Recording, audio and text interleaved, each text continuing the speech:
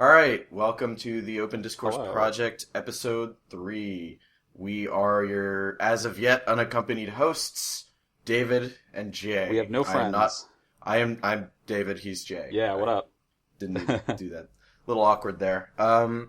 So, I think this time, I'll kick it off. I don't think we need to explain the format of the show, because my little tidbit is not, like a huge impassioned rant or really tying in anything bigger. It's just something that struck me as odd at work, thinking about it at work today, and after reading some comment threads on some, white nationalist shenanigans, and I shouldn't say shenanigans, because that sort of implies it's light-hearted fun when That it's sort of not. trivializes. But I can imagine. I can only begin to imagine the experience of reading the online comments of something related to white nationalism. Well, it's interesting, because there was some stuff going on actually not too far from me where people were posting flyers in neighborhoods like, oh, we need to get the undesirables out of our neighborhoods. Donald Trump is a gift to the white nation. Ooh, that's not great. And, when I say undesirables, they actually went and listed, the Jews, the Muslims, the blacks, the Latinos, and they didn't... I don't think it was in that order, but... You got to be careful with those flyers, though. People are tempted... No, honestly, people are tempted to, grab those flyers, take them down. That's some real white nationalist fascist stuff. Take those down. But I was seeing some stuff about when people... and I think this was in Eastern Europe in recent years, when they're posting stuff like that. Post not digitally, but physically on posts, that they attach razor blades to the backside of the paper. So you got to be really careful taking those off. They're designed to cut you.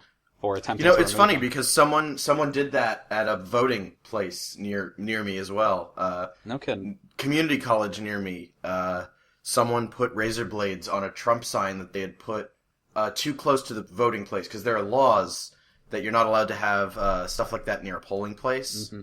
And they did it anyway, and so somebody stuck razor blades to it and cut up the hands of a volunteer who volunteered to go out and that's so grisly. Take it down. That's some saw shit. Yeah. Well, it's also interesting because your first instinct is to think, oh, those horrible Trump people, but you don't know who put the razor blades there. Could have been, in all likelihood, given that it was placed in a location where somebody was going to be told to go take it down.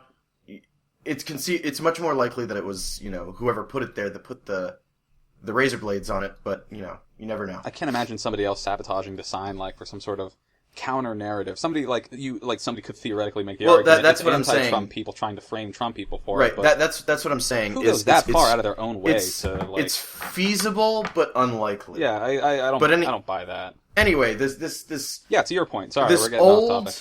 Old anti-Semitic meme. And I mean this in the traditional sense of meme, not in the internet sense of meme, of the Jews controlling the world. I saw some statistics recently, or not statistics, just some numbers, that there's 1.2 billion members of the master race, and somehow they're kept down globally by 14 million Jews, who are somehow subhuman and inferior, and yet somehow so masterfully intelligent that they can keep the master race down. And it's an old racist... very old. Old anti-Semitic meme, dating back to the Dark Ages, but, it had a bit of a resurgence, in the obvious Nazi era. And, it's interesting because I don't think Donald Trump, the man, is anti-Semitic, but his rhetoric echoes that as well and I think it sort of coincides with people who are hyper-nationalist, sort of nativist, against globalism. Mm-hmm. They seem a little intertwined, and this is just from a personal perspective. And so, Donald Trump seems to echo that anti-Semitic meme, though I don't think the man personally hates Jews. But yeah, it just strikes me as odd that, you have these people who think they're somehow the superior race, like God's children or some other such nonsense. And yet such a small minority of people who are supposedly inferior to them can keep them it's just perpetually oppressed. You're having a bad time and you turn to your guy and you're like, why is shit show shit around us? And he's like, well, it's probably those Jews. They're ruining it for everybody else. And they're like, aren't they having it just as bad, if not worse, at any given moment? No, that's what they want you to think. Of course, it's awfully convenient, isn't it? Yeah, it's certainly interesting. I don't know that there's a whole lot of discourse there. It's just something that struck me today is well, okay, if I'm supposedly part of this group that is like a secret cabal in charge of the world, I would like my Jew gold, please. I would like to please be in on the scheme. Yeah, really. Like, because even if hypothetically there was, like, the Jewish secret controlling puppet masters all around, they're not really doing a whole lot for their own people who, it seems more like an elitism thing than a actual, like a Jewish thing. Like, if it's a secret cabal, it's secret and caballing against even, the normal non-cabaled Jewish people who get shafted on their behalf historically. Yeah. So, yeah. Well, it's just an interesting thought to me, and, someone pointed this out to me a while back in that historically, not necessarily so widespread in the U.S., but historically the Jews have always been sort of a society within a society. Yeah. And so that allows them to be demonized a lot easier. But then, you start getting into the history of it, and it becomes sort of a chicken and the egg equation where, what came first, the oppression of the Jews or the separation of the Jews?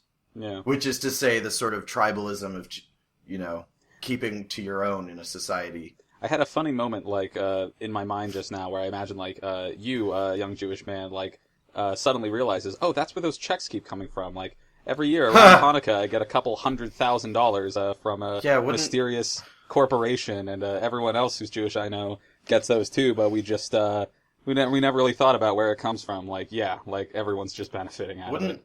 Wouldn't that be nice? I would love, to make a dent in that rent money with the Jew tithe. Yeah, the secret Jewish conspiracy, like, actually helps you out with some student debt or something.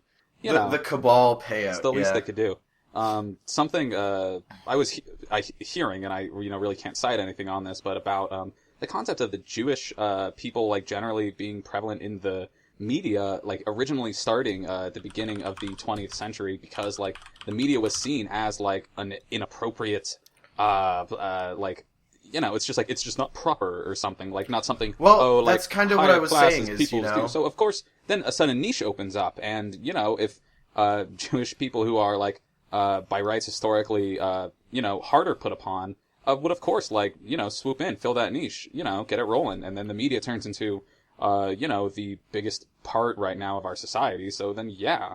Well, yeah, that's kind of what I was saying about the chicken or the egg phenomenon, where, it's not like... You want to point to all these prominent Jews in media and in industries, and it's like, well, you kind of had them labeled as undesirable for a long time, and historically Jews were sort of not allowed to do most things. Yeah, and likewise which is where you get the early Renaissance, late medieval archetype of the Jew as the banker or the moneylender, because that was considered immoral, and as thus it was really the only one of the few roles that Jews were permitted to occupy in quote-unquote proper society. Exactly, and I think it runs parallel to another anecdote I've heard of, where the stereotype of Native American cultures, like having casinos, generally was emerged from, like, in states like Arizona and Utah that had, like, strong, like, religiously based legislature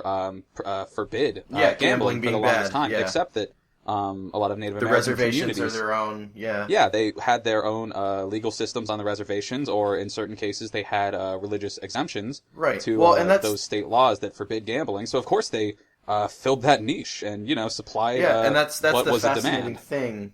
When you have a society within a society is when they're put upon like that, because they're not always. You can have societies within societies and not have them be downtrodden or I guess oppressed.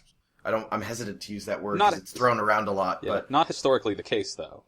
Right, but, it's an interesting thing when you have, I guess, an internal group that's put upon.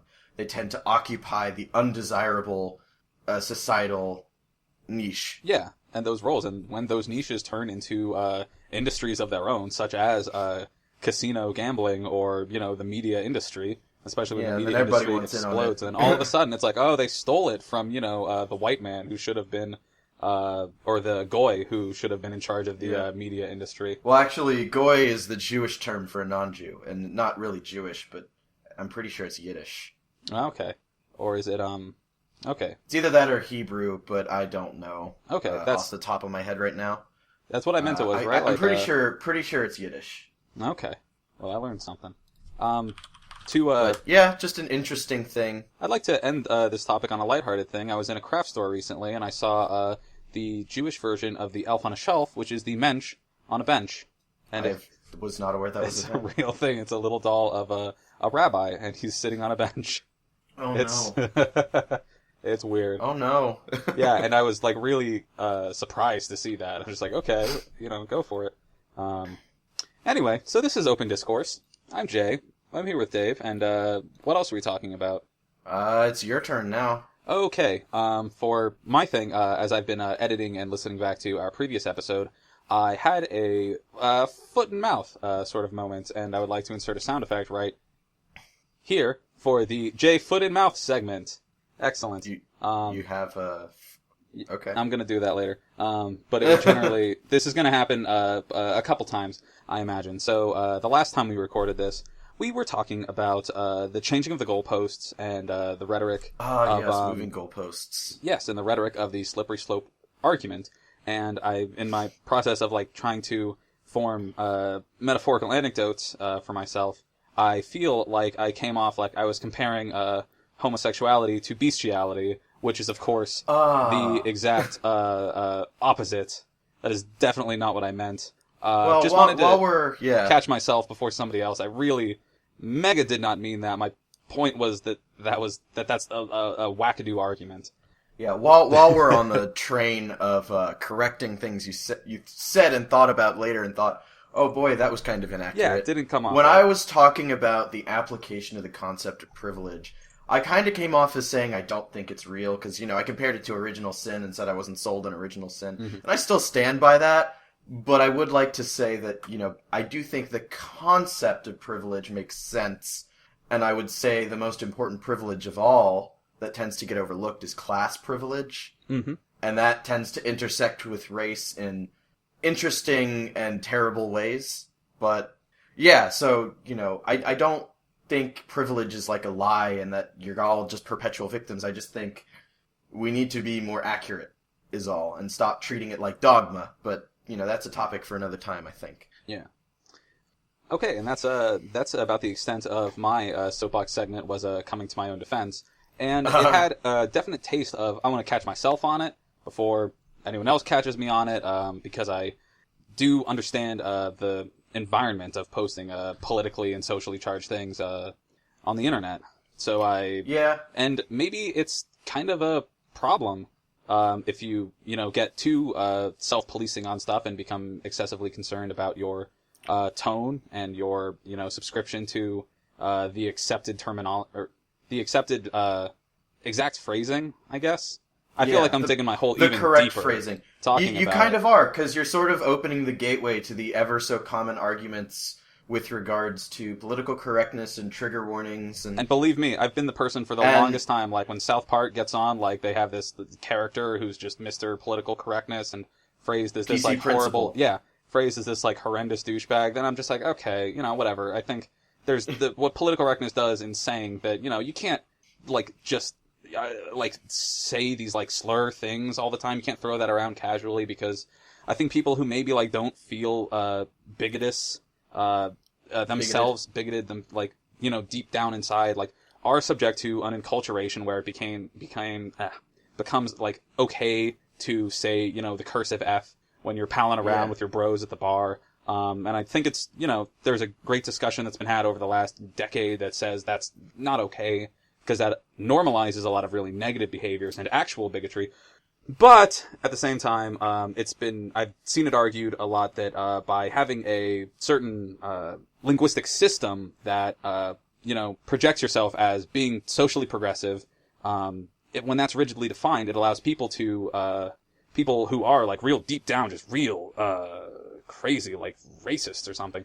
It allows them the avenue of like keeping their language pristine, but working within that to be horrendous in their own regard. But they keep their nose clean. They don't let it show. Well, that's one of the issues with political correctness, though, isn't it? Is that the bigots adopt the terms along with the ordinary folk.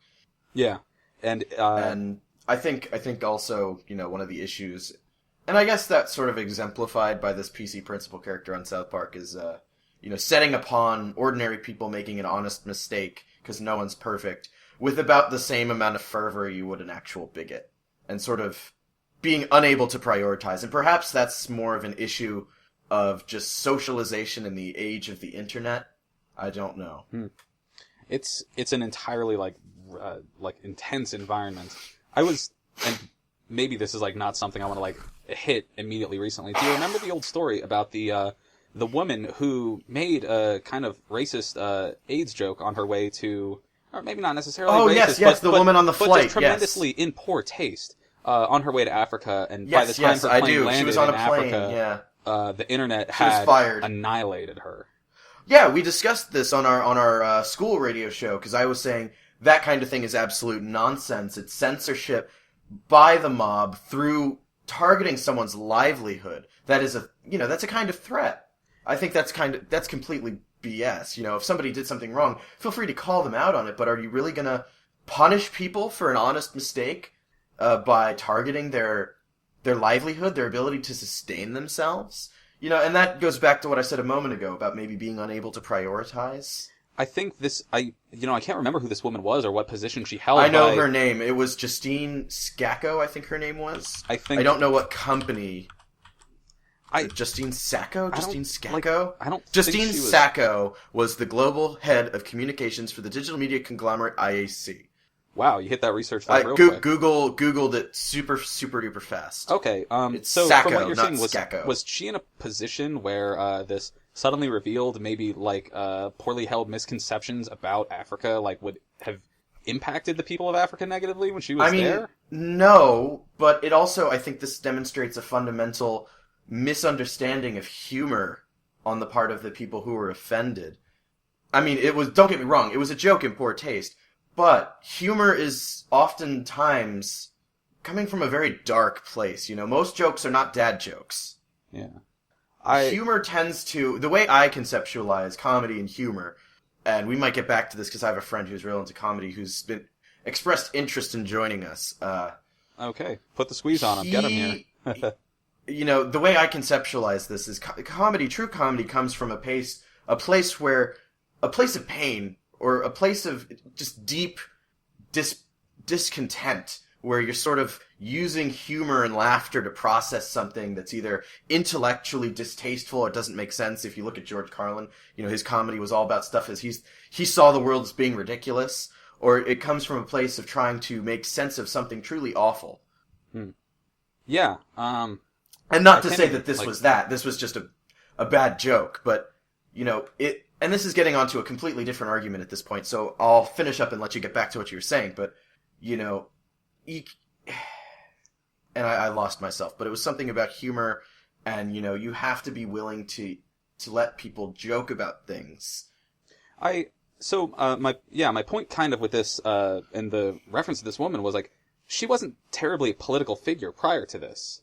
Right? Right. She held, like, a position of some status, I guess, and, well, she was the head of global head of communications, so it can be argued she had some power, yeah. Yeah, so she should be, I guess, better about that, but, well, you'd think she'd know better, but... People weren't, like... this wasn't Kanye West's Twitter. People weren't, like, watching this, necessarily. She wasn't, like, a celebrity in any sense, reaching out to these people. Like, she was, even, like... There are a lot of, like, people who are in certain sections of, like, mid-level power, like a communications manager, that aren't, like, terribly well-known, and it kind of just, like, spiraled. I mean, I guess I can't say she was, like, a lay person or something, like a nobody, like so many people are. That doesn't come off exactly right. But it seems like they're, like...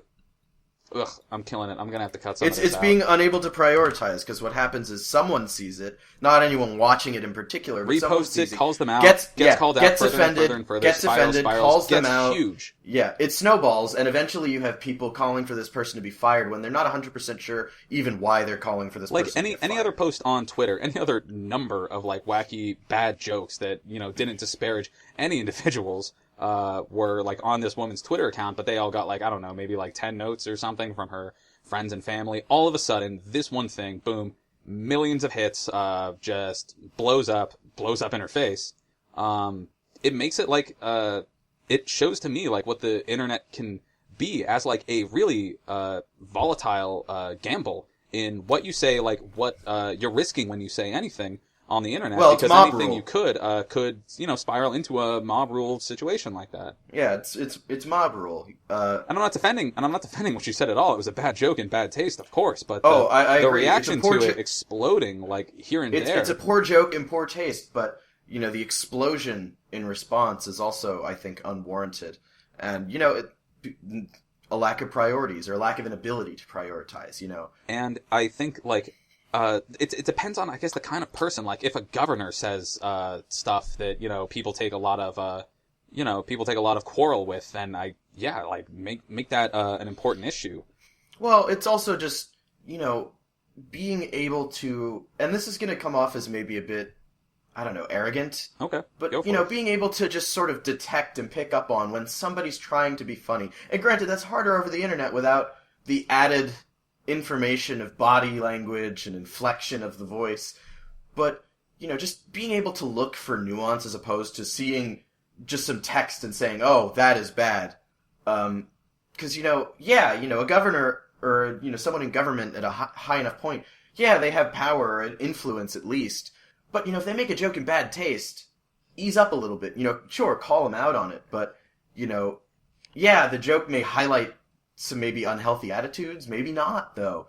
I've certainly joked about things that I don't, like if you asked me, I wouldn't say, oh, I believe this thing about the world that, like if I had made that joke, I wouldn't say, oh, I believe Africa's rife with AIDS.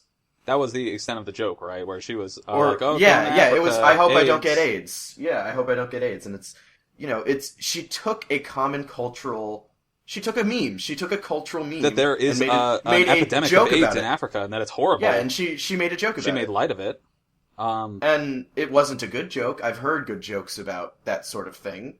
It's not doable, but... But, it reveals a certain amount of, that she holds that same cultural belief that there is a lot of AIDS in Africa, and... But does it, though? That's what I'm saying, is that you can't really tell from one poorly made joke that is truly what they believe, because I can joke about all sorts of things and not actually, I could make a joke that's considered denigrating to women, but I may not actually believe women are inferior to men, and I don't, by the way. But I think, do you see what I'm getting at? A joke can reveal character flaws. That doesn't necessarily mean it always does. Yeah, I know what you mean, because I think that sort of thing comes from the subconscious and the general and cultured understanding that certain people or not certain people, but everyone has of the world around them. Like, I am, cis white man in America. Like, I've got the probably the generally pretty bad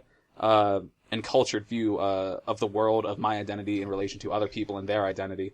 And as much as I try, and I'm trying to ascribe to political correctness in the positive way that it is, and not in the cultural policing way that it is, I'm trying to be better, and in the way that I guess you're expected to do, start dissecting and disassembling the really negative things that the culture you've grown up in sort of programs you with. And certainly things do pop up, things I say if I recently have been playing video games, I pop up, I shoot some dude in the face in a game, and I call him a bitch, and that's not good. And my roommate and I look at each other, and I'm like, I shouldn't have said that. That's not great. But it happens because I was a teenager in the United States at a time when that's hugely developmental, and I've been exposed to teen boys in the United States. I have a lot of that warped up into my psyche, and it is a long, arduous process to unlearn everything that you have from your entire adolescence. And I expect to, and I would hope people would, let me know if something I haven't noticed is bad. However, also, I think, I wouldn't, be terribly pleased if my life fell apart without me knowing it, because I splurted some nonsense garbage that I, wasn't terribly aware of. Right. And and this totally puts me as a victim of my own culture. I get that. I was just going to say, you can't... I see what you're saying, but you can't really shift the blame entirely onto environment. True. Nature, nurture. At a certain level, you're making decisions to say and do things, I guess the question then becomes, are you aware of certain impacts? But, as to what you were saying before, two things. One, you've sort of left the door ajar for the whole, do video games cause violence and or sexism debate that is such an interesting debate to me, for a lot of reasons. And two, you can't just say everything I know is wrong and bad. You have to sort of come at everything with critical thought. And that even applies to, when people tell you off or call you out. Just because someone's calling you out doesn't mean they're right. You can get called out for BS reasons. Yeah. I've been called out on the whole white privilege thing before, and, my fallback is usually what I said on episode 2 is, if you can prove to me that I, as an individual, have benefited in a concrete manner from white privilege in a way that I can compensate someone else who I actually took from, do not come at me with that. You do not know me. You know nothing about me. All you know is my appearance. Yeah, it is. Or the male privilege angle. I've had that one leveraged against me too. The call-out culture, as I'm kind of coming to understand it, I think relies on it's oversimplification. And an extrapolation of somebody based on certain things. I think it was this Tumblr shitposting blog I follow called Slime Tony that was mentioning they got put on an acephobic list, phobic of asexual people, because of a. Was not aware that's something you can be afraid of. Because of some post that they reblogged on Tumblr that extrapolated that the Grinch might be asexual because we never saw the Grinch jerking off. Oh, good lord! Clearly a fucking joke. But then they go on to talk about how essentially call-out lists on Tumblr can form based on ranging from being literally a neo-Nazi on Tumblr to making bad jokes like that, or didn't even make it himself, reblogged it, thought it was funny, we never see the Grinch not only being attracted to anybody in the movie, but neither jerking off to any individual gender, so fair to assume that the Grinch is asexual, because the Grinch exhibits no sexuality themselves. Anyway, so that's the whole point of it. All right. That joke does not necessitate that bigotry. Yeah, I think that's the crux of this is that, be able to recognize humor, and even if you disagree with the punchline, acknowledge it's a joke, and if you think it's deeply offensive, maybe watch this person and see if they're actually hateful, if they're trying to, leverage a cultural idea or thought into humor, which, that's pretty common. But, alright, so it's been about a little under half an hour, so I think it's time to move into, unless there's anything left to say, into the list of topics. So, I was going to try and touch on identity politics last time, but we ran into some technical difficulties. Yep, we cut out, and we thought it was a good time to cancel anyway. Speaking of technical difficulties, the content updates for the site have been sporadic for the last couple of weeks, because I've been moving, and I've sort of become the de facto coordinator of the entire site, of, writing posts, of receiving posts, and, scheduling these recording sessions. Really, all that Jay has to do is talk with me and then edit. Yeah. Oh, and upload. Yeah. Are we sourcing anything to outside people yet? Are people? I got another article. I got another article from someone who contributed the last and first community post. So that's going to go up soon. Cool. I've finally gotten around to mostly finishing that net neutrality thing I wanted to post last week before I got wrapped up in moving. Yeah. And not having internet for the first few days at my new place. Personal life changes. The bane of regular internet content. Truly. But yeah, identity politics. It's something that some people will openly embrace and others will condemn. And it's sort of taken on... I would say it's become a sort of a hydra of the public discourse. In that, there's the left's version of identity politics, and there's the newly formed identity politics of the right, and then there's identity politics just as they appear to the layperson. Okay. So I consider myself a layperson. Should we define some things? Yeah, sure. What do you want to define? Identity. I think. Yes. Not to get too fundamental about it. I think identity is from my very limited academic reading, is what you consider yourself. And in a lot of cases, what you consider yourself in relationship to other people, other entities, other groups and institutions in the world, and also other, also often in contrast to other people. Counterculture is itself reliant on a culture to defy. So a lot of identities are reliant on outside identities, the concept of the other, who you identify yourself as different from. Yes. That's what I got. What's up? What do we do? I mean, that I think that's all you truly need to define right now. But, identity politics as it's taken shape, I guess, in the left is, I think the one most people are more familiar with when people say identity politics in the sense of, movements and policies targeted specifically at aiding minority communities. And by minority communities, I mean that this is generally focused on ethnic minorities and cultural minorities, I guess, if you want to, make a distinction between ethnicity and culture. Mm-hmm. I guess I would, because, I think cultural would sort of cover LGBTQ, but not really, because it's sort of also not cultural. It's like biology, but it doesn't really fall under gender unless you're trans. You get what I'm saying, though. Yeah, and I would definitely make an argument that LGBT plus, communities have formed their own culture over the last 100 years. They have, but it's not strictly cultural, but it doesn't really fall under the purview of ethnicity. It comes down to, whether you believe these things are biological in nature or not. I am aware of plenty of people who do not believe that.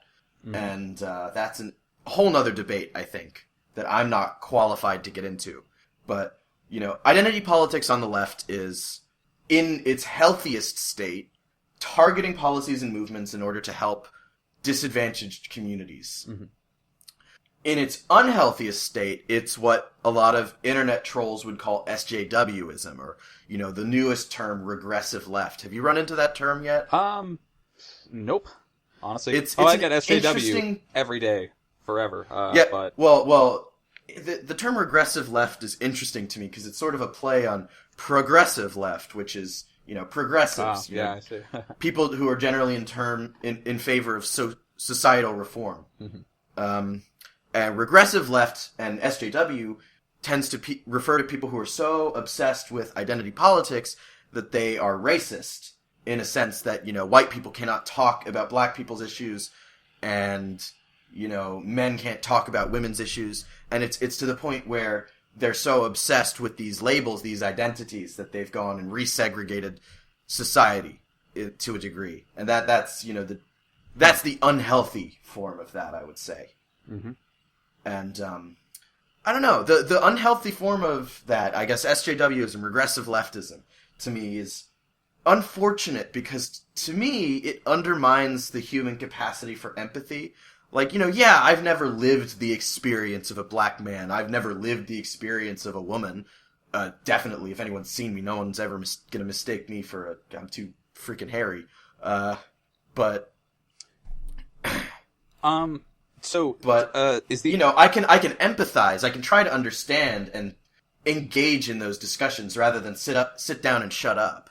Yeah, empathizing with people who fall under certain banners that are not your own. I'm that sparked it for me.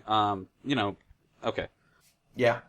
There's been in terms of representation of media, representation in media of different ethnicities, different sexualities, genders, identifications, everything relies, and the fact that the media generates mostly this like really limited like amount of perspective relies on the idea that the general audience cannot empathize with somebody who's not like cishet white man or something. That it takes an extra step like to empathize with like a black female protagonist in any media or something, and and so it assumes poorly of the audience that there is no like bridge of empathy there. And that can extend to, like, if we're talking about a social or political conversation, if somebody who is not a black woman in, either of those qualifiers can't speak in in the terms of their experience, like, as they have, like, empathized the feeling of it, of course you're not going to get that full resolution of the experience from first-hand experience, but that it's, like, just absolutely inapplicable. Yeah. You see what I mean? That my syntax got real jumbled up along the line of that, yeah. Took some detours on the path down that sentence. Yeah. I see what you mean, though, about, like, drawing the lines harder among, like, right. who understands it, who doesn't. Identity politics, some would condemn it entirely. I can see why. I can understand that inclination. But, different groups also have different problems, and I think until that's dealt with, it will never, 100% disappear. What I think needs to happen is people need to stop, like you said, drawing these lines harder, because you're alienating people. And, I mean, there are some arguments to the fact that the outcome of this election was a backlash against that, both on the left and the right. About drawing lines harder, where then... Yeah, where you get the white working class... At them, where you get the white working class... and I'll just be all over on this side of my line. Yeah, basically. Or you get, you get people like Hillary Clinton, and say what you will about her, qualified or unqualified she was, but... she did attempt to pander to some of these identity politics. Which was clearly pandering. Right, in a rather disingenuous way. Yeah. In a way that, drew these hard lines, and you can see in the numbers that a lot of white people didn't take to that. Mm-hmm.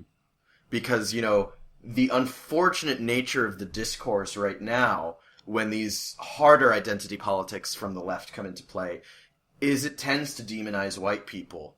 And... speaking from the perspective of a Jew and having heard stories from my Jewish parents and grandparents about their situations growing up and how things have changed and improved and what their communities did, it sucks. But you don't get ahead by refusing to play the game and calling the majority of the population bad names, and making them out to be bad people. It's more of it sucks, play the game you're given until you're at a point where you can influence the game.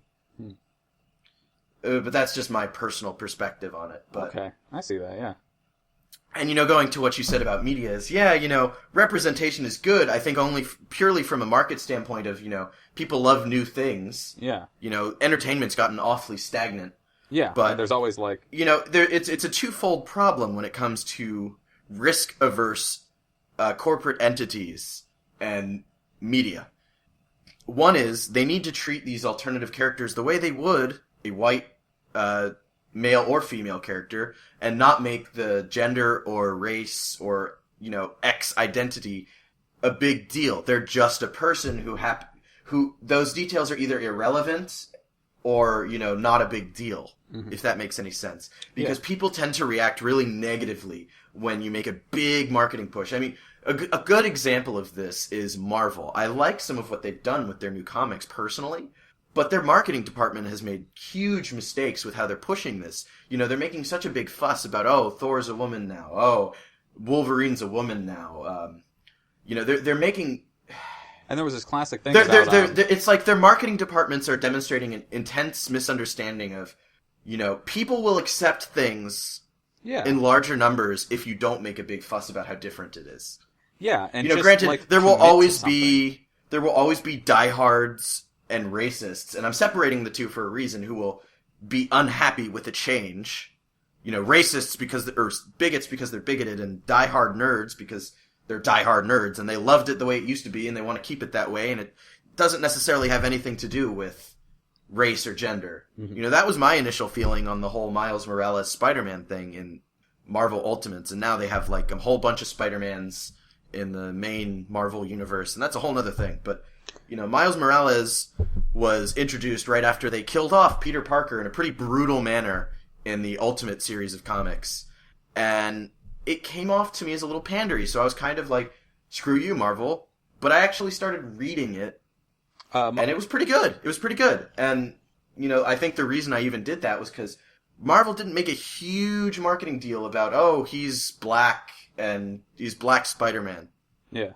For context, Miles Morales was a young Afro-Latino man who picked up the Spider-Man mantle after the death of Peter Parker in the comics. Yes. And to what you were saying about the way the marketing, for instance, of these companies, in terms of representation, is like grossly mishandled. There was this classic piece about how with the second Avengers movie, Age of Ultron, there was this there was this big scene where the character oh god, I'm losing it. Ninja Scarlett Johansson. Oh, Black Widow. Black Widow. God, sorry. I was thinking Widowmaker from Overwatch, and I was getting confused. Anyway, I mean, both wear skin-tight suits, so. And that's a whole other conversation. But there was this like big scene where she was in this fight. She jumps out of a plane in a motorcycle, gets in this chase, and they marketed for that movie a toy instead of Captain America on that motorcycle. And people were asking like, they're not making any action figures of Scarlett Johansson's Black Widow. Instead, she's been replaced by Captain America. What's up with that? And it relies on this safe bet cynicism about like, oh, these kids, these boys don't want a lady action figure. It's never gonna sell. Like, well, you're right. My point was more to the flip side, though. And if they did make a lady action figure doll, the tendency I've seen for marketing is to be like, look, it's a lady action figure. Look, everybody, it's a lady action figure. Yeah, like, feel morally superior while you consume our product. And people tend to push back against that kind of thing hard. Yeah, because it's going to feel pandering for starters. But anyway, going a little back. Yeah, we seem to have... Identity politics on the left, in its unhealthiest, is sort of this moral superiority derived from sort of beating on straight white men. And, you're welcome to take issue with me saying that because it's a huge generalization. I get that. But for the sake of expediency, it's time to move on. Okay. Unless you have anything else to say. But I'm about good. I talked about the motorcycle action figure. That's all I needed. What's interested me recently is the emergence of, the alt-right and this new form of identity politics on the right, which is almost a refutation of the unhealthiest form of identity politics on the left, which is, okay, we're white, we're men, you're gonna lump us in with these horrible people? Fine, we'll just throw in with them and fuck all of you. Yeah, that's not the healthiest response, I guess. Right, but they've turned around and embraced identity politics to their own end. And that being said, there have been identity politics to a lesser degree on the right in America for a while, with the whole, I'm a Christian conservative, think Rick Perry's ad in the 2008 election, I'm proud to be a Christian. Or was that the 2012 election? I think that was the 2012 election. He made a whole ad, I'm proud to be a Christian. It's like, dude, you don't have to be proud to be a Christian. Yeah, like, that's not America, a big statement in America, That is the de facto assumption of a white person in America, is that you're a Christian. Yeah, especially running for president, it's a safe bet. Right. But, that's kind of something I mean to say has been identity politics light for the right was, this Christian conservative and, the war on Christmas. That's right identity politics as well. And I could go into a whole rant on the war on Christmas because it's just such a hot button topic for me, having grown up in the South as a non-Christian. But, but we've seen a newer, I would say probably less benign form of identity politics on the right recently. Not to say that the whole Christian conservative thing was always benign. I think it is in some ways, but, with the whole anti-abortion stuff and anti-LGBT stuff, it's hard to call it benign from my perspective. The Christian conservative identity in politics, but even less so is this sort of identity politics born of anger that some people are calling the alt-right. I would say there's kind of, from what I can see, there's two alt-rights. And the one that I see, unfortunately, taking the center stage is the white nationalist alt-right. And that's just, I think that's due to media narratives and, cultural memes and whatnot. We should probably define cultural memes at some point, because I keep throwing that word around today. It's not like those internet memes that you see people sharing on Facebook. It's the deep down, cultural information, like the way, what was it, Richard Dawkins? It's like a culturally, it's like a collective idea that's held in a culture. And then the other alt-right is sort of just internet trolls, mostly. People who will say anything to get people offended and get people to react. And they're mostly, whereas the white nationalist alt-right is defined by their, white nationalism, their white supremacy, I would say that the trolling alt-right is more defined by things they're against. That is to say, they're anti-feminist, they're anti... like I described earlier about a lot of identity politics sometimes existing only as contrarian to something else. Well, that's precisely what I'm getting at, is that alt-right is defined almost entirely by things they're against. So they're anti-feminist, they're anti... I'm blanking out, but they're anti-left identity politics, I guess. They're anti-intersectional feminism, I guess would be the best way to put it. They're anti-Black Lives Matter.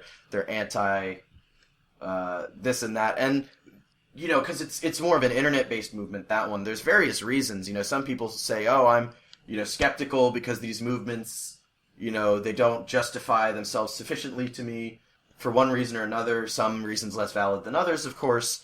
And then others will say, you know, I think a lot of people feel personally victimized by some of these movements, and the way they in their drawing lines of identity put a lot of people in the seat of the villain. So right, well, that's what I'm saying. These people submit they've thrown to in that position.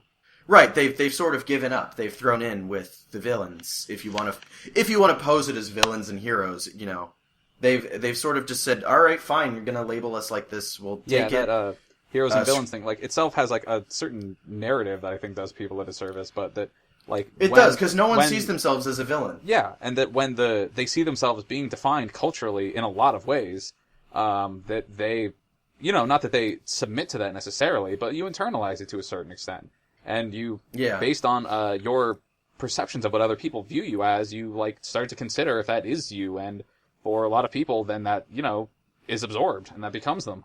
Yeah. And then not that at the same time, I guess you have to allow that these people don't have their own agency in deciding that kind of stuff, that they are subject to the culture that they're exposed to, in the same way that I was talking about earlier. I'm not necessarily myself just a victim of my own culture. Everyone has a certain amount of critical thinking and individualism to themselves to overcome something they feel imposed on, but at the same time, I don't myself understand the extent of the power of the culture that you live in to influence your own identity, and the way that becomes perceived by you is not only an identity that is imposed onto you, but an identity that you unknowingly feel is your own. You don't think that it's been imposed on you. That just feels exactly like it is. It just feels like you. Well, the interesting thing is when people do feel that an identity is imposed on them, they tend to do two things simultaneously, which seem contradictory, which is they sort of fight the label, they resist it, but at the same time they embrace it, if that makes any sense. That's what this alt-right, the second alt-right, the not white nationalist alt-right, is sort of characterized by, I think. But then you have identity politics in sort of the layman's space, the average cultural understanding, and it's sort of synonymous with political correctness as a sort of societal tone policing. Mm-hmm. That tends to be how I hear the layperson refer to identity politics. Not that I'm not a layperson, but... Yeah, but I know what you mean, among other lay people. Yeah. We are clearly not the cultural tastemakers in our position. No, most certainly not. And then, I guess next up is the idea, and this was something that's been sort of an interesting debate in my own family. Just, I'm a Jew, my parents are Jews, they're friends with other Jews. So this is something that's come up, especially given the fact that, as I said earlier, there have been neighborhoods in adjacent, suburbs of where I live. Adjacent counties, I guess, would be better. Where, people have gone out and put these signs up about, that are anti-Semitic, anti-Islam, anti-this, anti-that, white nationalist BS again. Yeah. And it's this debate of what is preferable. Given the assumption that bigotry will not go away, what is better? Is it better that bigotry is out there in the open for everyone to see, for you personally as somebody it's targeted towards to know where it's coming from, or for it to be more of in the closet, hidden away, not right for proper society, and oh my sir, how could you say, lots of hand wringing about that sort of thing, and coded speech and whatnot. I think it's definitely like has the capability for like some really more subversive, like sinister shit if it's like more easily hidden. At the same time, if it's more out in the open, I guess it more like it causes definitely more surface damage. Well, and that's the interesting debate, is because I don't think there's a right or wrong answer to it. But, when it's out in the open, the argument is, it's easier for them to recruit and influence and damage, immediately. But, the flip side of that is it's easier for you as a target to know where it's coming from, to be able to take steps to either protect yourself or avoid it. And, like, just more adequately, like, address it in your community. Like, when you see that it's clearly happening. Right. Versus, it, on in the inverse, when it's sort of swept under the rug, you can't really spot it so easily, and it becomes more it's sort of allowed to fester under the surface. Yeah, without like being addressed, because it doesn't show symptoms like that. Well, it's not addressed, because nobody puts it out there because it's a cultural taboo. So that's, I guess, where you get those people who are actually racist who say, I don't mean to sound racist, but insert racist statement here. Yeah. That's really all I have to say about that, is just a sort of non-committal groan. But... And so does this go into what you said on the docket, the subheading Emboldened Bigots? Yeah, because I was going to say, in the context for this discussion is that, it can be argued that for the last, I don't know, stretch of time, you can demarcate it how you like, for the last a while. Yeah. It's sort of been the norm to... decent people don't say these things. Decent people aren't racist where everybody can see. Yeah. So racism has sort of been allowed to kind of grow behind the scenes, or not even grow, just sort of exist and sort of get into this incestuous, like, self-feeding ideological cycle, like this, racist Ouroboros, so to speak, under the rug. Mm-hmm. Ouroboros being the snake, the serpent that eats its own tail. Yeah. Cyclical. It's supposed to represent a cycle. And then Trump and all that came about, and now you have racists out in the open, loud and proud about it. Yeah, it was, I've been thinking about this recently, in that, like, you and I both, grew up, in the, 1990s and in the early aughts and stuff, in early and late, I guess, aughts, up until recently, in, like, what was, air quotes, post-racial America. This was before even like we had the concept of the side-eye jokingly post-racial, realizing that of course nothing had not nothing, but like it the core problem hadn't been really solved. There'd been like a lot of cultural things put into place, especially like the political correctness that like addressed certain things, but like didn't really root out like the correctness cultural... wasn't something put in place. Political correctness is more of a social attitude, I think. Oh, and it evolved and grew on its own, for sure. I would say, stuff like affirmative action was implemented, which is an inelegant but somewhat functional solution to a complex problem. Mm-hmm. Stuff like that. We grew up, I like the way you put that. We grew up in quote-unquote post-racial America. Because that's what everyone thought it was. Where decent people don't say these things, and decent people don't believe these things. Except people totally still do believe these things, they just don't say it. Yeah, it's very much swept under the rug. Like, oh god, I can't even remember the turn of phrase right now. Out of sight, out of mind. That's what it is. Yeah, totally. Yeah, and now we'll see what happens in a year. It's definitely bubbled up to the surface in a lot of ways. 5 years, 10 years down the line, but now we're sort of coming out of that back to the era of let's throw these racial slurs at these people we don't like. Yeah. And that's at its most tame. There are actually people dying. Let me say that right now.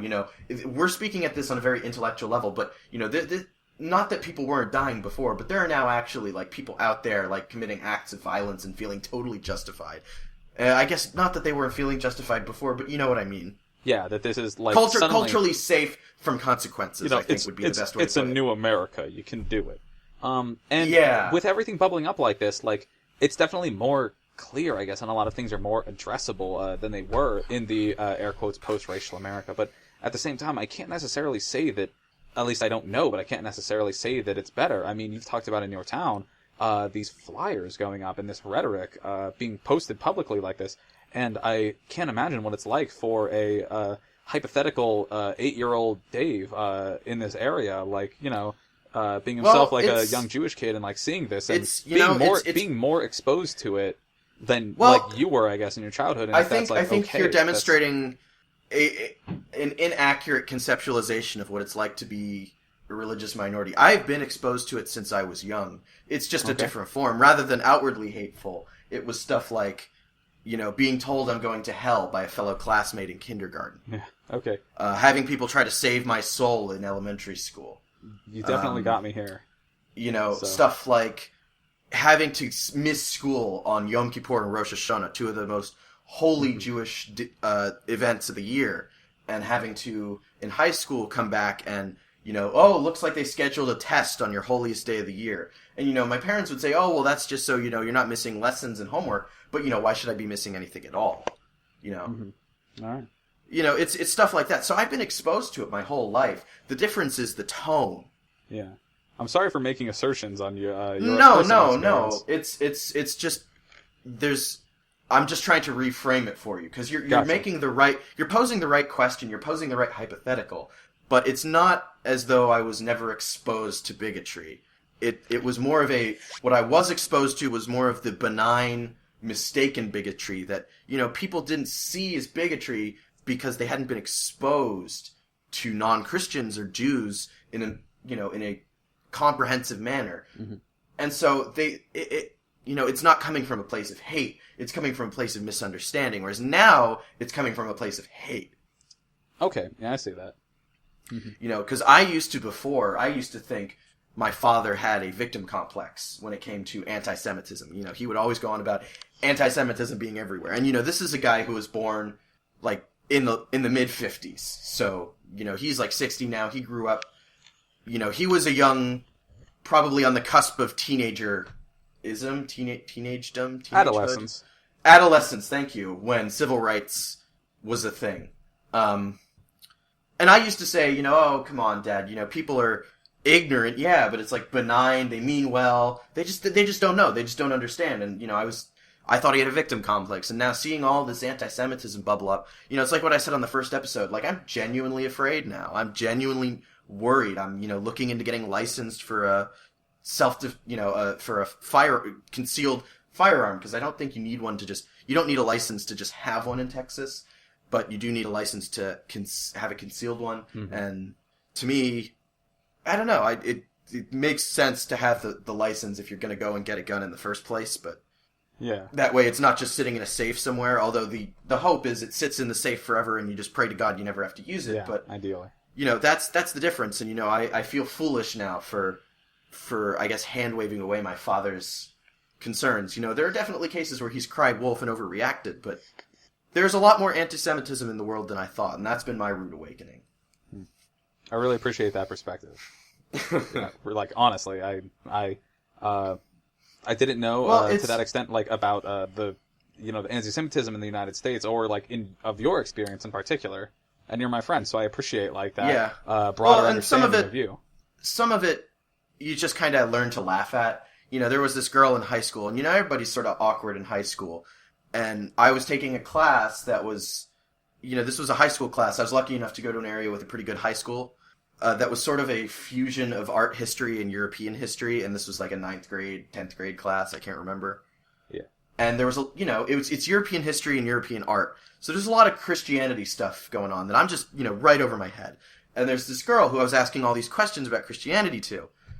And they're a fundamental and, in hindsight, very amusing misunderstanding developed, where she thought I was interested in converting, and she wanted to save my soul. So she started trying to hang out with me a lot and talk to me a lot, and I thought she was into me.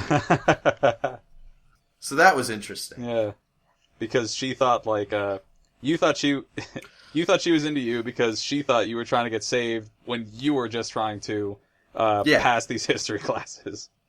Yeah, basically. Wow.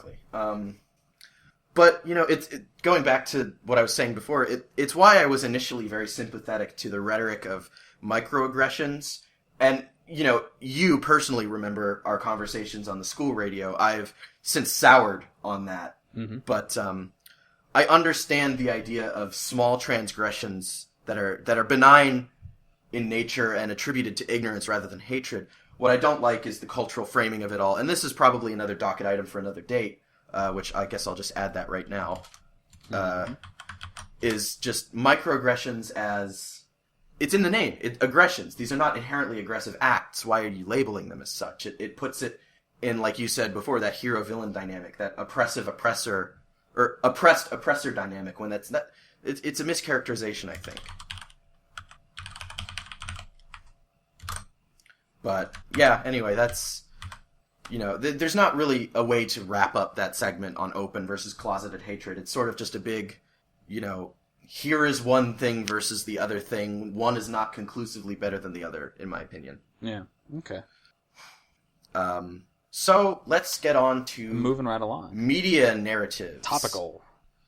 Because I know you were talking about this before we started recording, but this fake news narrative is very interesting to me. Yeah, that's the big thing. This fake news, people talking about that it were Russian hackers over the course of the last year or so, or a while. Well, that's another media narrative. That's a whole nother issue, I think, or not a whole nother issue. It's a related issue. Where this because I don't think unless I'm watching different news, I don't think they've said fake news and Russian hackers are one and the same, have they? There's some kind of connection. I'm honestly not super well versed on it myself, because I've only been really exposed to the mainstream news as of the last couple days, being at my parents' house where they have it on. You know how it is. It's Christmas time. You don't watch TV aside from when you're in a certain environment. But yeah.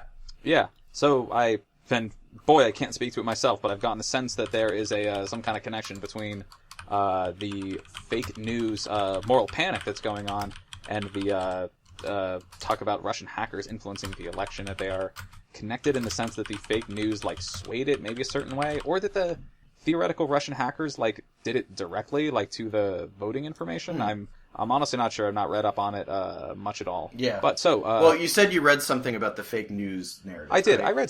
I read an article from the Daily Caller, written by Peter Hasson. I have it up right now, titled "Despite Media Freakout, Data Shows Fake News Sites Have Tiny Audience," referencing such places like Patriot News Agency, which the title should, I guess, tell you a lot, being referenced a lot in these news stories about the fake news, swaying public opinion, I guess, to a certain extent. Also, such sites as the DenverGuardian.com, but that they say in this thing, for instance, the Denver Guardian is ranked in web traffic in the U.S. at 91,688, which is, down the list of the most trafficked websites, which is comparable. Right. They say it as they say that's a gap of 84,000 slots, 84,000 websites behind a Virginia community college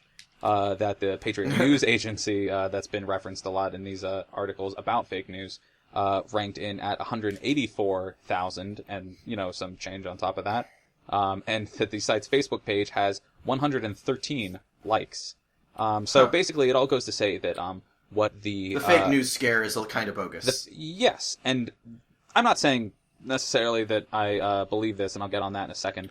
But what they talk about is that this whole fake news hullabaloo, so to say, is possibly just a reaction of corporate media responding to people's general distrust of corporate media.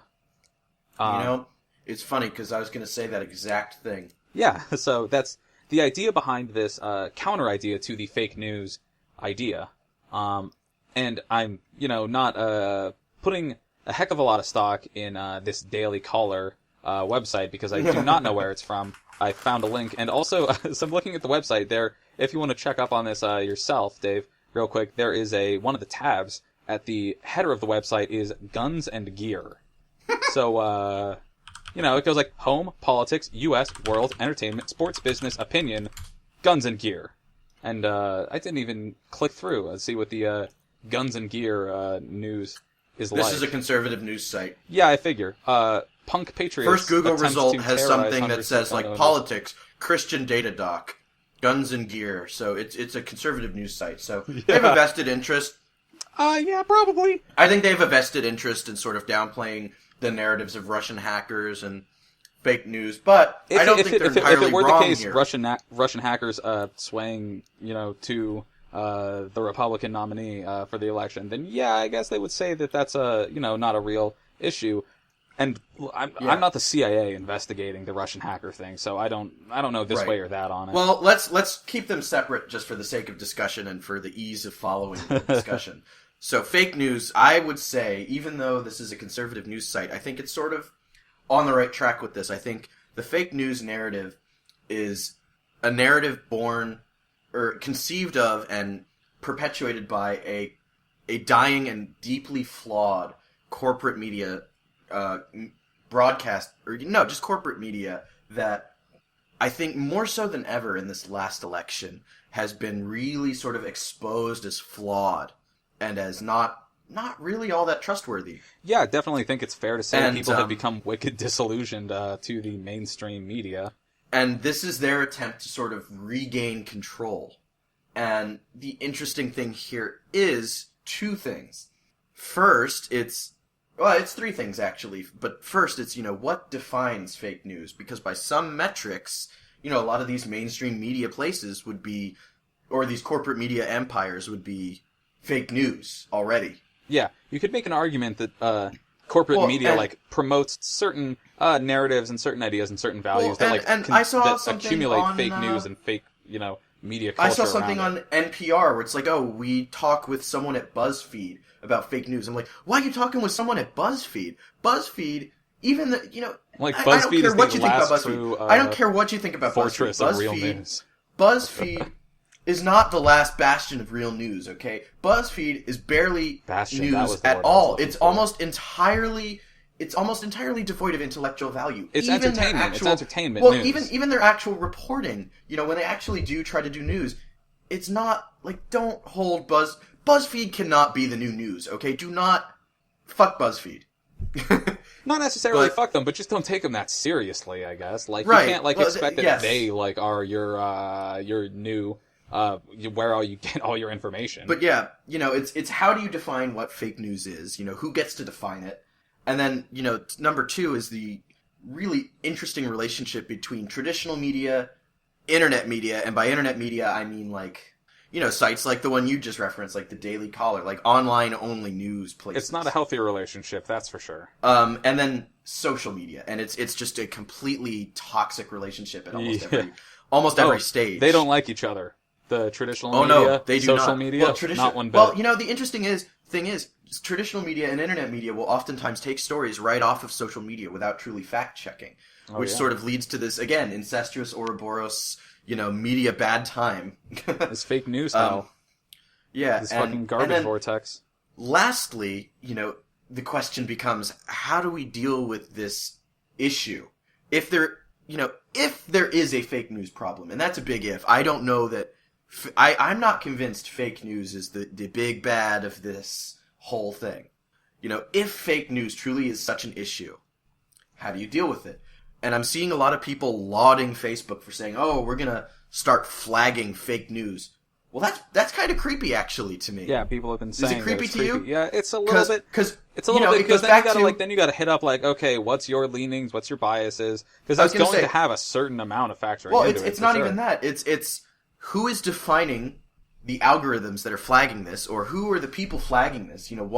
Why are they flagging it? And as someone personally who does not it's a form of censorship. Someone, from my own perspective, as someone who does not research back into much at all, the extent of my critical thinking on the Daily Caller website was that they had a guns tag. I think it's, personally, in my opinion, it is tremendously impossible to keep track of what you feel is credible or incredible in any kind of media nowadays. And I've talked about this before. This kind of forms my whole rhetoric about how I feel about the world and how I feel about the news and political leanings and this and that and news, media, narratives, everything, is that, you can be exposed to either side, and they will have perfect explanations for why the other side is corrupt and untrue. And I'm a leftist person generally, and of course, something like Fox News is corrupt and biased and have like wicked agendas. And for the people who watch Fox News regularly, it's I don't know, it's MSNBC that has the horrible corrupt news things. For someone who reads the Daily Caller, like the Daily Caller is the only place that lays it straight. And everybody else, is just taking corporate money. That's an interesting and so thing. I don't know anymore. I've talked about this before. Well, it's really interesting. Knowledge by it's a very successful marketing strategy to have a captive audience that way, to say we're the only ones with the truth, to have a monopoly on truth. And everyone says that they're the only ones with the truth, and it's impossible to know. I've talked about knowledge by acquaintance. I mean, you only understand to a certain extent that which people tell you, and I've said like my mantra I've been going by recently is that everything's propaganda. You just pick which you believe, I guess, because everything is propaganda to the opposition of that media and of that narrative, and it's impossible for me personally to figure it out. And of course, I have my own leanings and I have my own views of the world, and I subscribe to a certain amount of it. But I know that if I was born like in a different life, in a different environment, and exposed to different things, I would feel just the same in the opposite direction. Mm-hmm. And it's impossible for me to 100% rationalize and feel perfectly confident in my moral righteousness and the things that I believe and the things that I'm exposed to and that I consume in terms of news media. So right. I feel like I will never be fully convinced that somebody is objective and that somebody is true and that somebody is doing it straight and not spinning it in a certain way. Right, more to the point, you can't be certain enough to be confident in saying this is the fake news. My news is the real news. And shit, I wish I could. I wish I could just believe something thoroughly. That's and I don't. That's precisely what Facebook is looking to do. They want to say, these are the fake news. Everything. This is the fake news. Everything else is real news, quote unquote real news. But they're trying to define it perfectly. If you truly think there's been a huge lack of information, which I do, I think we've been at an information deficit for a long time, though. I think we've, as a society, been fundamentally using the internet in a very irresponsible manner, but almost to the point of willful ignorance. But yeah, probably. The way to fight ignorance is not with censorship. It's with more information, more access to information. And I think the reason we're not seeing that is because you have all these corporate entities with a stake in the game. Mm-hmm. I think we have a lot of you get CNN vying against you get CNN saying, "Oh, we want people to trust us again, so everything but us is fake news." Yeah. You get Fox News saying, "Oh, well, we're the only ones who have the truth," and they've been saying that for a long time, though. But and someone coming in and saying, "Well, you're all kind of right. Here's the whole picture." That throws off their game. That throws off their marketing strategy of having a captive audience, which I think is something that modern media relies far too much on. That combined with the whole entertainment slant that broadcast news has taken, and the whole rage baiting environment of online online articles. Yeah. Well, rage baiting for online articles is, because clicks and comments get that ad revenue. Is, let's write something that will make people angry and they'll share it out of anger. Yeah. It's insane. And these people want to keep things that way. They have a vested interest in keeping things that way. And so the fake news narrative plays very, very conveniently into those interests. Yeah, because that just consolidates. It starts with a valid premise that people on a large scale were very misinformed, but ends on a faulty conclusion, and that is the problem is fake news. No CNN, no MSNBC, no Fox News, no Breitbart, no Gawker. No, Gawker doesn't exist anymore. No. Wait, what happened to Gawker? Hulk Hogan suplexed it into financial. Oh, I heard about that. There was a big lawsuit. But, moving on. No news. You guys are the problem. You guys need to own up to your mistakes. Yeah, it's all If you truly want to keep your position as the gatekeepers of information, you got to step it up. Because you're not. But and how do they society's regain finally calling you trusts? Well, I think it'll be unfortunately about as easy as what we're seeing right now. A lot of people are buying into the fake media narrative, or the fake news narrative.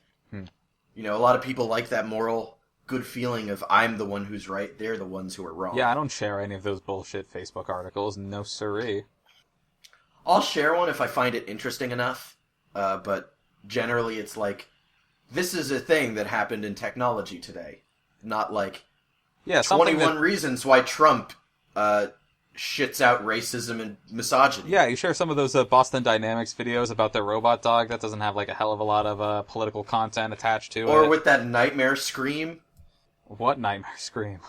The Boston Dynamics, that big dog robot, has like the most nightmarish wailing sound it makes. Oh god! Do you not know this? I really don't want to hear robot dogs screaming. I gotta be honest. It's like the stuff of nightmares. So when the news article comes along that like, oh no, the Boston Dynamics robot doesn't really scream like that. That was just edited in for shits. No, I'm gonna share that because that's what I want to believe. I want to believe that the robot does not scream in existential anguish because it is a robot. I feel like these are the years that our future robot overlords are gonna hold against us and say, no. You guys aren't responsible enough to take care of yourselves as a species. So, and then the following conclusion is either going to be exterminate the humans or, you know, we are now in charge of the humans. Submit to your robot overlords. Oh, dude, you know, people who talk about, this is getting wicked, like, off topic. Yeah, we're getting way off topic But the idea about, like, robot overlords are going to take over and they are going to make it comfy as hell for humans. They just, they start ruling stuff, they, like, just make it perfect. And then, you know, they talk about, like, humans will be like, pets of the robots and stuff. Be like, man, I don't know, like, pets have it pretty good. Like, pets have all of their stuff taken care of for them. And, I think that's a very, very... I mean, let's talk about Maslow's hierarchy, right? Where it's physical needs. Maslow's hierarchy of needs, you mean? Sorry, yes. Not Laszlo. Maslow's. Physical needs, emotional needs, self-esteem, and then self-actualization. So theoretically, like, we keep animals like dogs or something, where dogs really...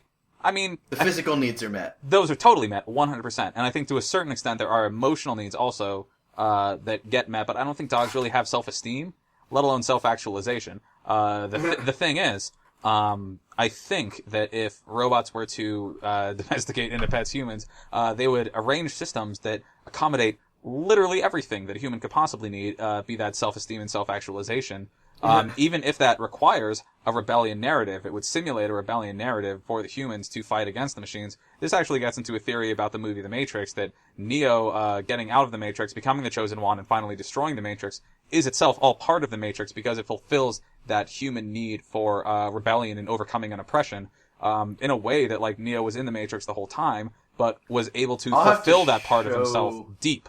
I'll have to show you a video, because you're sounding like this video of a theory I watched recently. I'm getting like... sort of sounds like that. So I'm getting way off topic, but my point is, like, I think I would be okay if robots could, you know, the singularity happens and they can handle absolutely everything. That's good. I'm done. Like, you know... I don't know if I'd be okay with that, but that's very off topic. If you weren't okay with it, like, that's the thing. If you weren't okay with it, if you were, like, uncomfortable getting pampered and cared for consistently by robots, what I'm saying is that the robots would...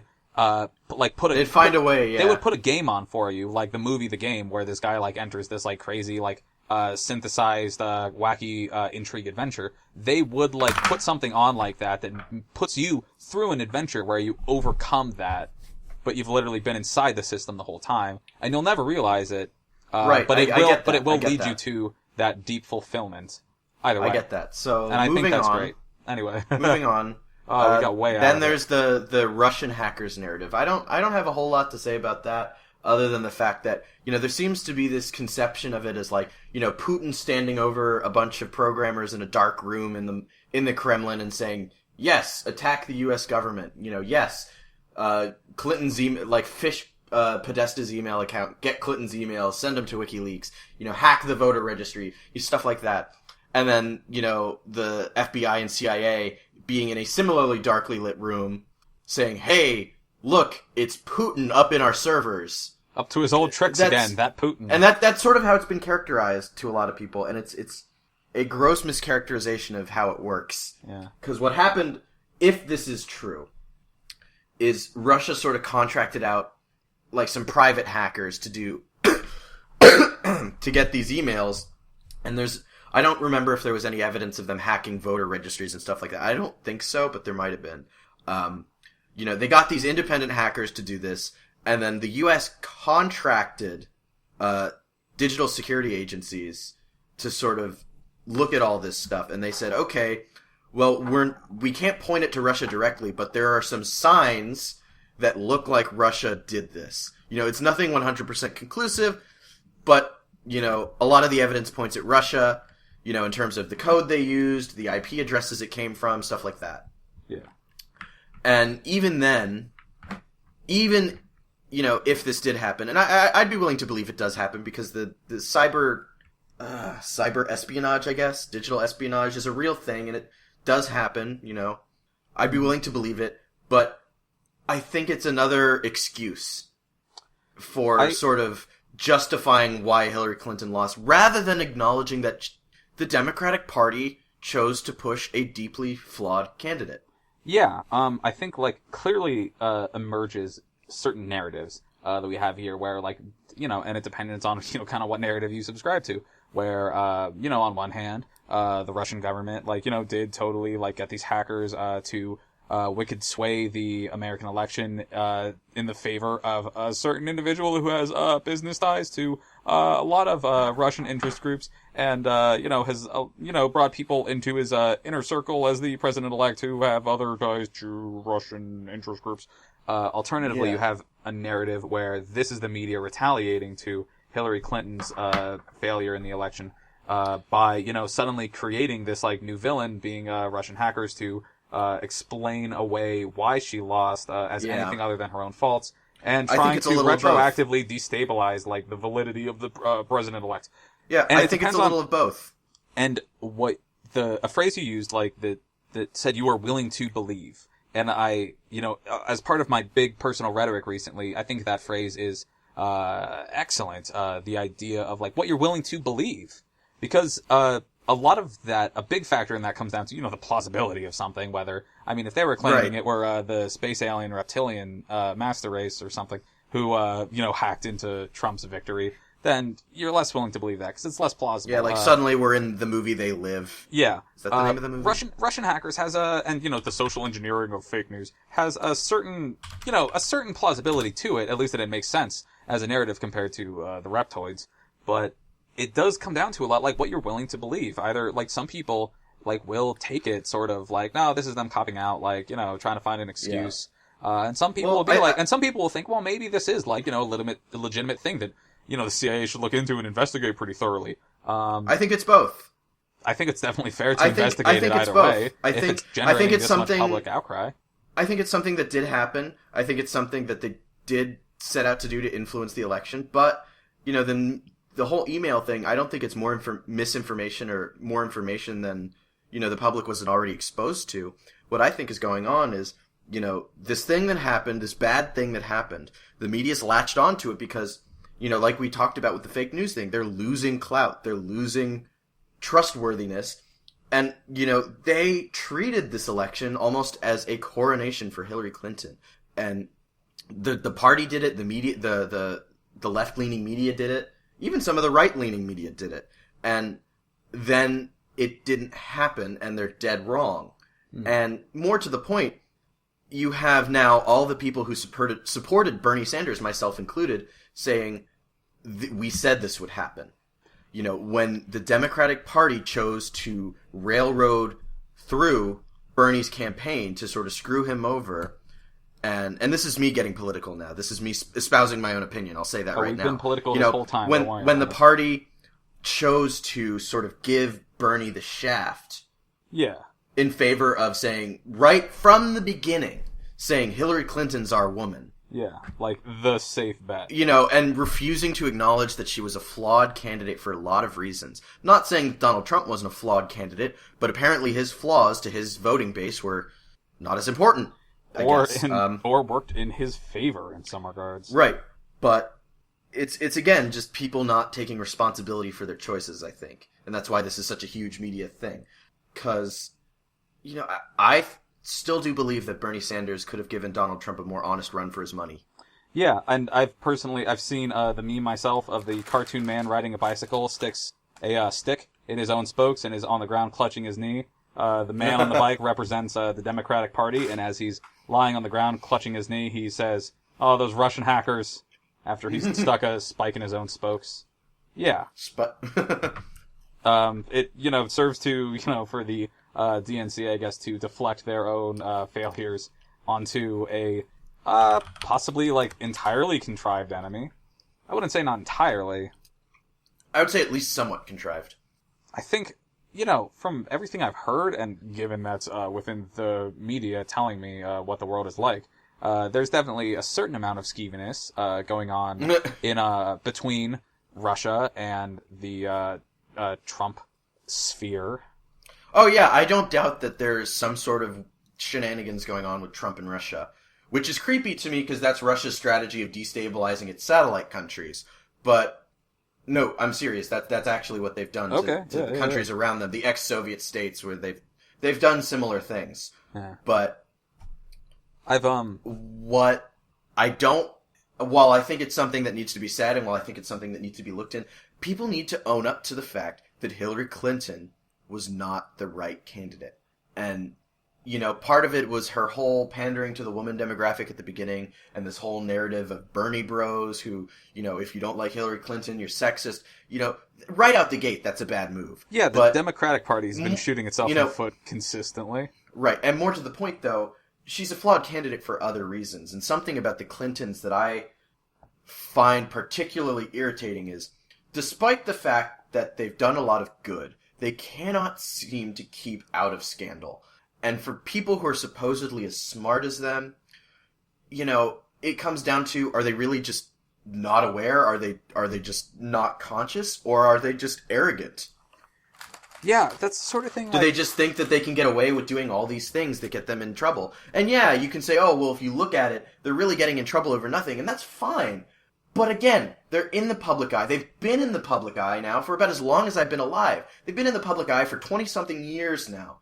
Oh, yeah. Even if they're not doing anything bad, the appearance of impropriety, especially when you're in politics, is just as bad as actually doing something wrong. Especially in the information age when everything is wicked transparent. You'd think that would occur to them when they're doing things. That sort of thing makes me think, because it comes down to this, nobody can be that stupid. So that it comes to me that, I tend to think that, something is, just wacky theories. I've heard stuff about, the Clintons, secret government elite pedophile island or something, all of, these weird theories. Yeah, I don't have any stock in the conspiracy theories. I question their judgment. I question their motives.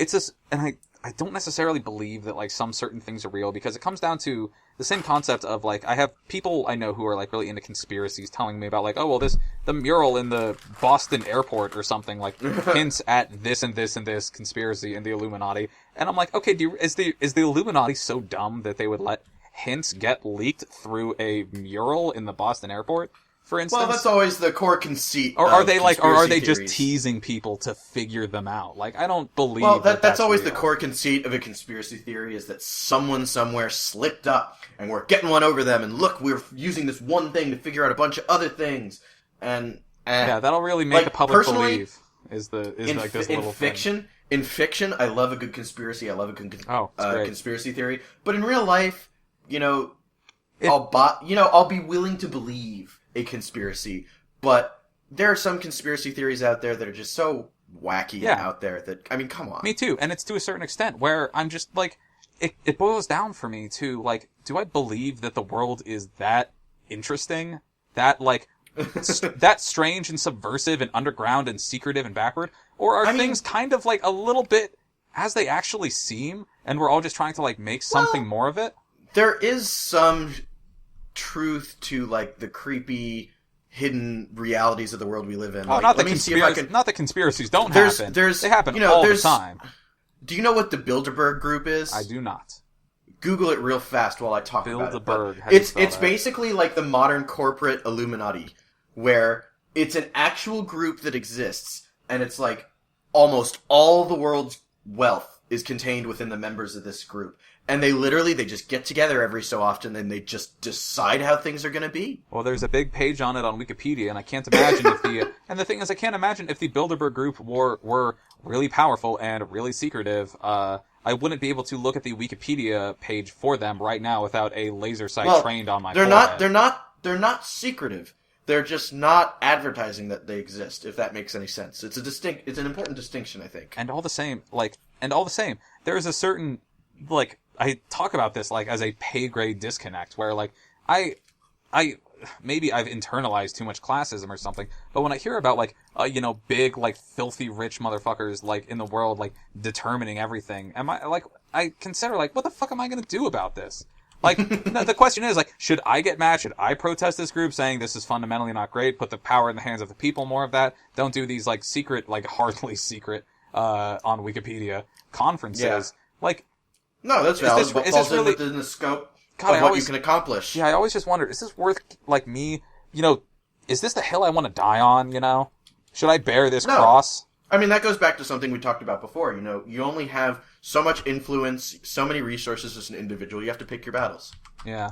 And, this, clearly it would be, a pretty big battle. And if somebody, I don't know, maybe this is passing the buck, but if somebody, had, someone is just hey, we're going to roll up on this building or something where they're doing this, and it's 20 miles away from my house, and, just come, we'll get some signs, maybe we'll throw a Molotov.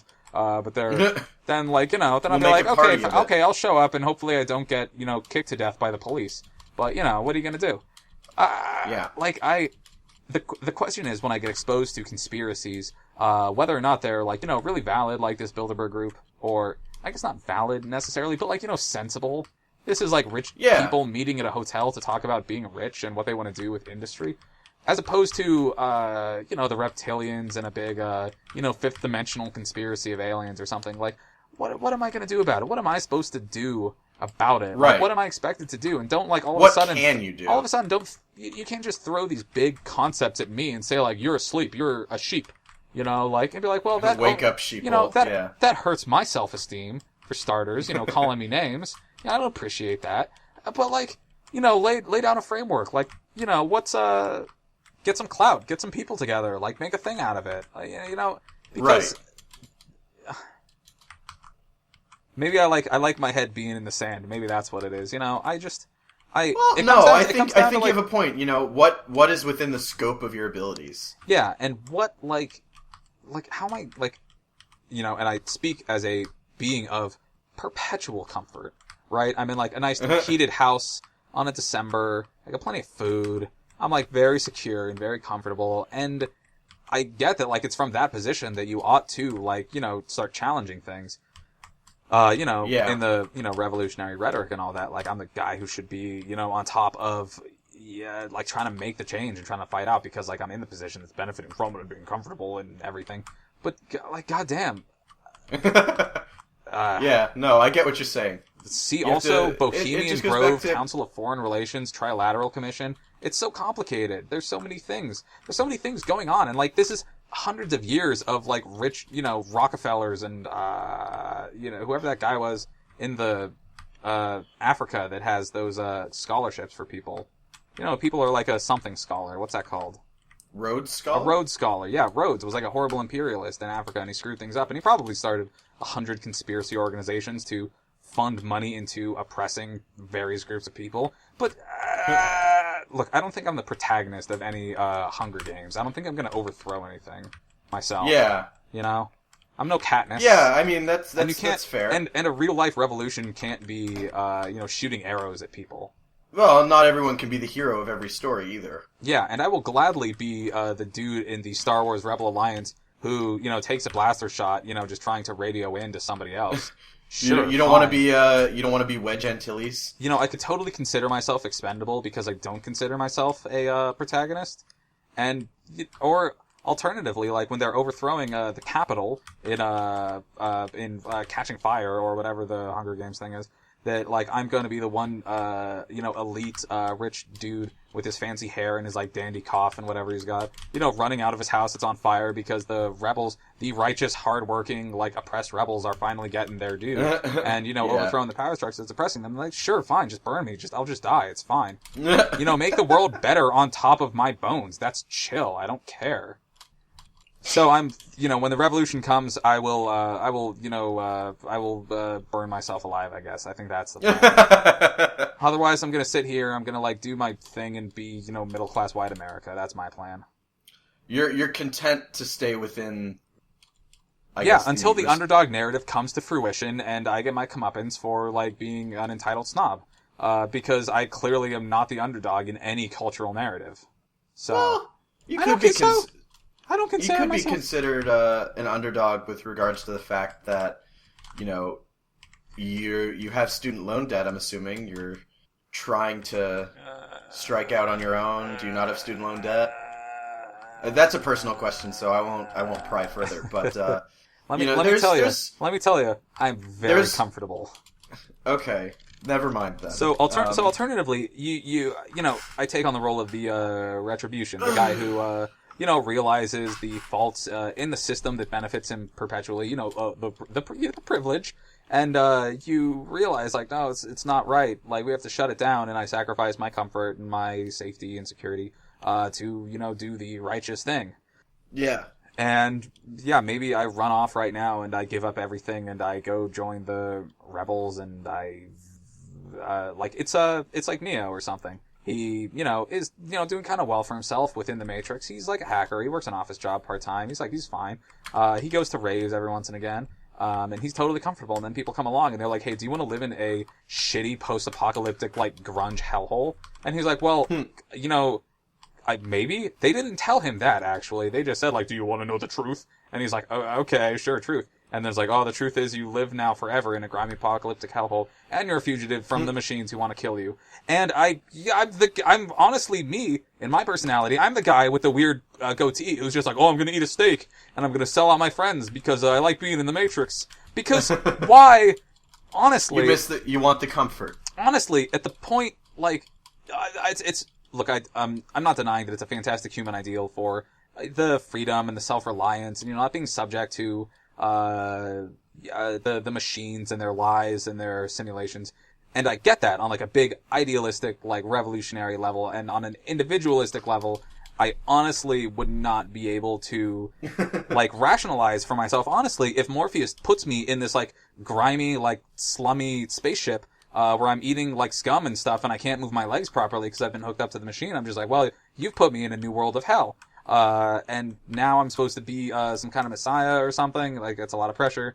But, look, I've thought about this movie, The Matrix, a lot. Like, I've thought about this a lot in the way it affects my own worldview and my own political views. The point is... Kinda getting that, yeah. The point is, if somebody wants to, if I have to be the guy running out of my, rich, fancy, privileged house as a part of the, big revolution, that is, you know, sweeping the nation rightfully, justifiably, perfectly, you know, this is gonna dawn the new age and, overthrow the power structures that be, then I'll be the dude that, like, runs out of my house on fire and somebody shoots me with an arrow and, you know, that's alright. Honestly. I know, like, I'm not trying to be the hero, I'm trying to be, I don't know. Alive? We live in a world, the human experience is characterized by narratives. And everyone to their own extent is, the protagonist in their own narrative, and everyone has their own, oh, this is getting back to identity politics.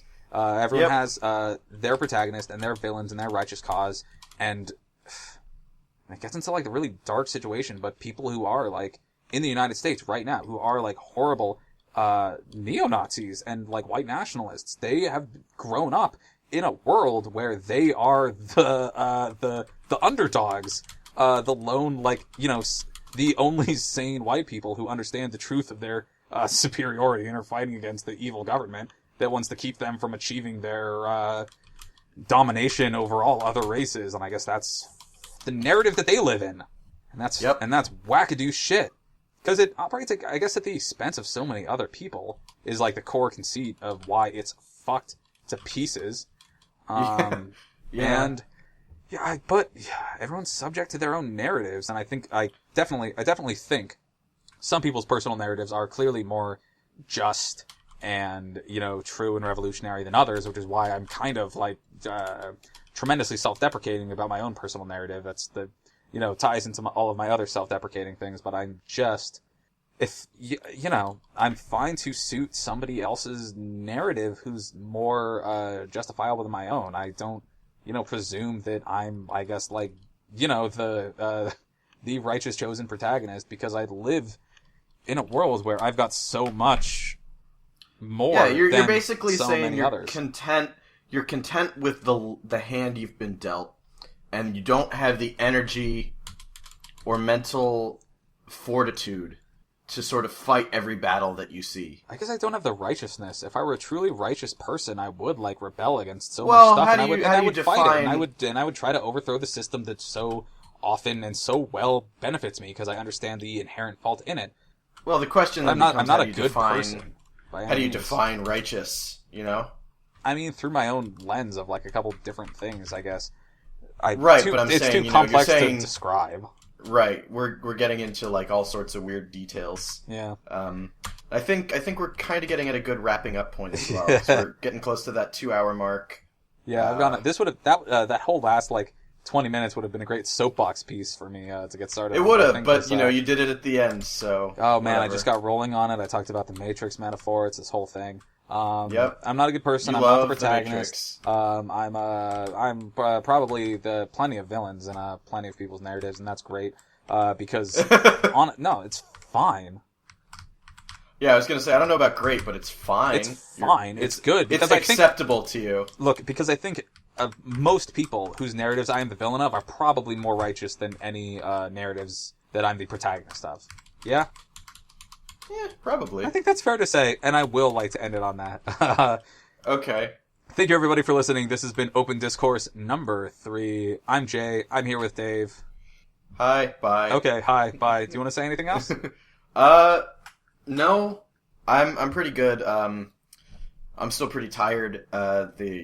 And sort of still a little discombobulated from just an hour of the alarm in my apartment going off because someone somewhere set off a fire alarm, and I need to get some shit done before I get up for work tomorrow. So okay, well, thank you everybody for listening. The website is open-discourse.com.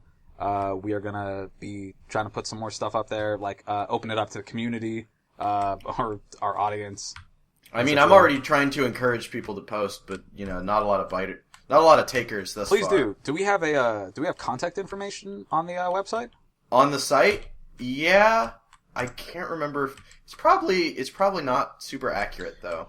We're also on Facebook, facebook.com/opendiscourse. Come see us there. Are. Come say whatever you want. Come call us out on everything we got. Call us names and then throw mean words for sure. at us. Draw fan art of me as the villain, like in Well, they don't know what you look like. That's fine. Draw a picture of somebody who's like one of the capital rich people in the Hunger Games. Draw a picture of the sound of my voice. Yeah, exactly. And draw me getting shot in the face with Katniss's arrow. That's great. All right, thank you, thank you everybody. Have a good night. Goodbye. Goodbye.